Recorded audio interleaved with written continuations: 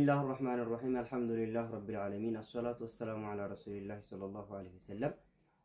إن شاء الله زاري بالله سبحانه وتعالى فقد دقمو ممجن سلمي بارو እንነጋገራለን መመጀን ማለት ምንድነው ወይ ተወሱል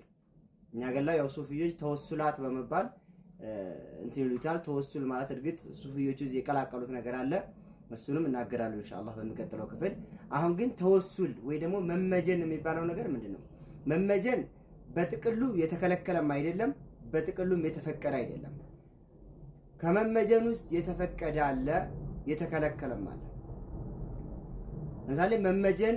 ለሁለት ይከፈላል ይላሉ ዑለሞች ينقسم التوسل الى قسمين ለሁለት ይከፈላል አንደኛው በሸሪዓ የተደነገገ ሲሆን ደግሞ ሁለተኛው የተከለከለ ነው እንግዲህ የተፈቀደው ወይ ደግሞ በቁርአን የተደነገገው መመጀን ሁለት ሶስት አይነት ነው አንደኛ ወደ አላህ ተወሱል ማድረግ እንግዲህ ተወሱል የሚለው አረበኛ ቃል ነው መቃረቢያ ወደ አላህ መቃረብ ማለት ነው በምን በአላህ በስሞቹ አላህ ወይ በስምህ ይሁንብህ በስሞቹ በባህሪዎቹ ወደ አላህ መቀረብ አላህን ስለምን መመጀን ምን እንላለን አላህ ወይ በስሞቹ ይሁንብህ በባህሪው ይሁንብህ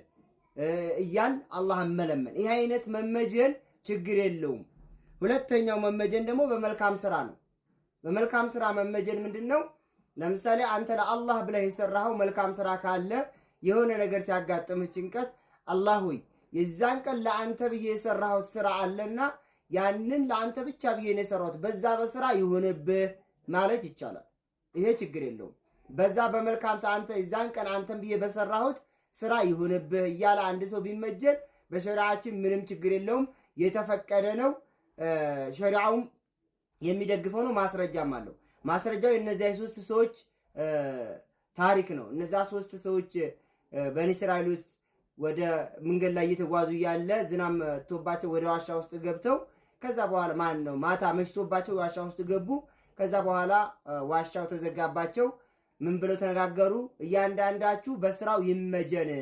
መልካም ስራ የሰራው ካለ በዛ ይመጀን ካልሆነ ከዚህ ከዋሻ ውስጥ መውጫ የላችሁም ሲባል እያንዳንዱ አንዱ ለወላጆቹ መልካም ይሁን ነበር አላህ ሆይ ያንን ለወላጆቼ መልካም ያልኩትን ነገር ላንተ ብዬ ነውና ለማንም አይደለም ዛሬ በዛ በመልካም ስራ ይሁንብህ ከዚህ ከዋሻ አውጣን ሲል ትንሽ ፈቀቅ አለ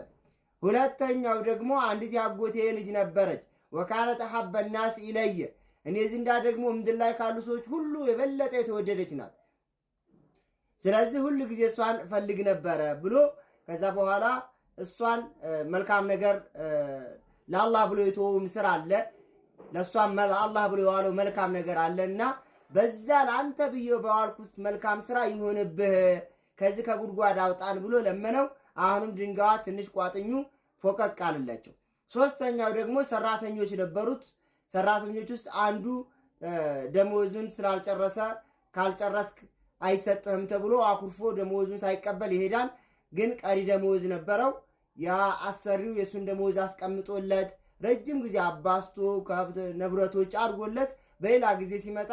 ምንም ነገር ሳይጠይቅ ውሰድ ብሎታል ለአላህ እንጂ ለአንተ ብዬ አይደለም ይሄን ያረኩት ብሎ ተናዘዘ አላህ የዛን ቀን ለዚህ ለሰውዬ ሁሉ ያደረኩት ለአንተ ብዬ ነው እንጂ ለሱ አይደለምና ዛሬ ከዚህ ከዋሻ አውጣን ብለው ሶስቱም ሲመጀኑ አላህ ዋሻውን ከፈተላቸው ከዛ ወጡ ማለት ነው ስለዚህ እነዚህ ሁለቱ ነገሮች ሸሪዓችን የሚፈቅዳቸው ናቸው ለምሳሌ በአላህ በስም ይሁንብህ በባህሪ ይሁንብህ በቅዋህ ይሁንብህ በጥበብክ ይሁንብህ በአዛኝነት ይሁንብህ እያን አላህን በመሐሪነት ይሁንብህ አንተ ራዚቅ ነህ በራዚቅነት ይሁንብህ እያን አላህን በዚህ መልኩ መለመን ይሄ መመጀን ወይ ተወሱል ይባላል ይሄ ሸሪዓው የፈቀደው ነው እንደዚሁም ደግሞ አላህ ወይ የዛን ቀን ለአንተ ብዬ የሰራሁት ስራ ይሁንልህ በሰራሁት ስራ ይሁንብህ ለአንተ ብዬ የሰራሁት ስራ አለና በሱ ይሁንብህ እያለ ቢመጀን አንድ ሰው ይሄም የተፈቀደ ነው ሶስተኛው ደግሞ ምንድነው መመጀን ማለት አንድ የአላህ ሷሊህ ባሪያ ካለ ሄዶ የአላህ ትልቅ የአላህ መልካም ባሪያ እሱ ላይ አላህ ዘንዳ የተሻለ አላህን አቢድ ነው ዛኪር ነው ከወንጀል ከኛ የተሻለ ከወንጀል የጸዳ ነው ብለን የምናስበው ሰው ሄደን ዱዓ አድርግልኝ ማለት ይሄም ተወሱል ነው የሚሆነው እገሌ ሆይ እባክህ እንዲህ ሐጃ አለብኝና ዱዓ አድርግልኝ ነገር ግን ዑለሞች እዛ አንድ የሚሉት ነገር አለ ይሄ አይነት ነገር ሁሉ ጊዜ መሆን የለበትም ለምሳሌ አንድ ሰው በጣም ሐጃ ጥብብ ሲጨንቀው አንድን ዓሊም ወይ ደግሞ አንድ የአላህ ደግ የሆነ ባሪያን በህይወት ያለን ሄዶ አጠገቡ ሆይ እገሌ ሼኽ ሆይ ወይ አንተ ወንድሜ ሆይ ወይ አንተ ገሌ ሆይ ብሎ እባክህ እኔ እንደው እንዲህ ሐጃ አጋጥሞኛልና እባክህ ዱዓ አድርግልኝ ብሎ ቢለምነው ይሄ በሸሪዓችን ችግር የለውም የተፈቀደ ነው ማለት ነው። ስለዚህ እነዚህ ሶስት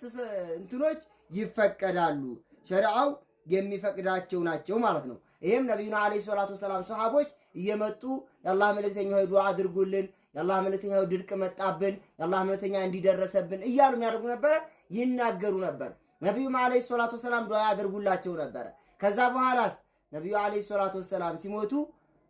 እሳቸውን የሄዱ ቀብራቸው ጋር እንዲህ አያደርጉም ነበር ማለት ነው። ነብዩን በህይወት እያሉ እንዲህ ዱዓ አድርጉ ድርቅ መጣ ሲሉ ነብዩም ዱዓ ያደርጋሉ፣ አላህም የእሳቸውን ዱዓ ይቀበላቸዋል፣ ዱዓቸው ይሆን ነበር ማለት ነው። ስለዚህ አሁን እኛ ከዚህ የምንረዳው አንድ የአላህ መልካም ባሪያ ካለ ሄደን እሱን ዱዓ አድርግልን ብንለው በሸሪዓችን ምንም ችግር የለው። ነገር ግን ስንሄድ ሰውየው ጋር ሰውየው የማድረግ አቅም አለው ሰውየው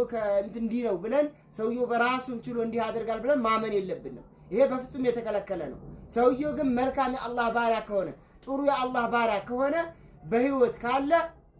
አጠገቡ ሆነን ሄደ ዱዓ አድርገልን ብንለው ምንም ችግር የለውም። ይሄ የተፈቀደ ነው የሚሉት ዑለሞቻችንም ሐዲሶችም ይሄን የሚያስረዱት ኢንሻአላህ ተወሱል የተፈቀዱት እነዚህ ሶስት ናቸው። አንደኛ በአላህ በስሞቹና በባህሪያቶቹ መመጀን፣ ሁለተኛ በመልካም ስራ መመጀን፣ ሶስተኛ አንድን ደግ የአላህ ባሪያን ሄዶ ዱዓ አድርግልኝ ብሎ መለመን ነው። ከዚህ ውጭ ያሉት ግን ኢንሻአላህ በሚቀጥለው ክፍል ላይ አብራራቸዋለሁ የተከለከሉና የማይፈቀዱ ናቸው። ወሰለላሁ ዐላ ነቢይና ሙሐመድን ወዐላ አሊሂ ወሰህቢሂ አጅመዒን።